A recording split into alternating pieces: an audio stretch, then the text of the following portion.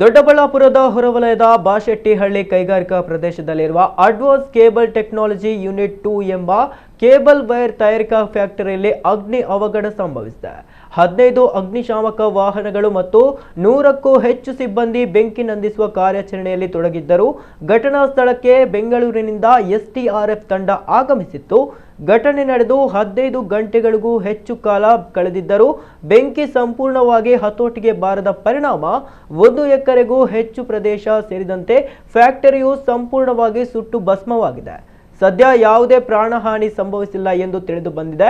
ಆದರೆ ಪಕ್ಕದಲ್ಲೇ ಬೆಸ್ಕಾಂ ವಿದ್ಯುತ್ ಕೇಂದ್ರವಿರುವುದರಿಂದ ಮುಂಜಾಗ್ರತಾ ಕ್ರಮವಾಗಿ ಇಡೀ ಪ್ರದೇಶದ ವಿದ್ಯುತ್ ಸಂಪರ್ಕ ಕಡಿತಗೊಳಿಸಲಾಗಿದೆ. ಅಗ್ನಿ ಅವಘಡಕ್ಕೆ ನಿಖರವಾದ ಕಾರಣ ತಿಳಿದಿಲ್ಲ. ಈ ಬಗ್ಗೆ ತನಿಖೆ ನಡೆಸಲಾಗುತ್ತಿದೆ.